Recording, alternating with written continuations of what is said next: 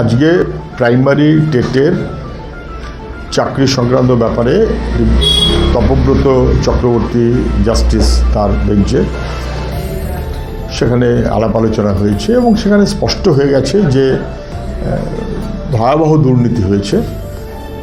কেউ কেউ বলছেন যে এসএসসির চাইতে সেখানে দুর্নীতির বহর বেশি ছাড়া কম না। সরকার প্রয়োজনে চাকুরিরত মাস্টারমশাইদের দিকে তাকান, নিজের অপরাধ স্বীকার করুন, স্বীকার করে কোর্টের কাছে এই দরখাস্ত করুন, পিটিশন করুন, অ্যাপিল করুন যে নিয়োগের দুর্নীতির অপরাধটা আমার এবং সরকারের, এই অপরাধটা মাস্টারমশাইদের নয়।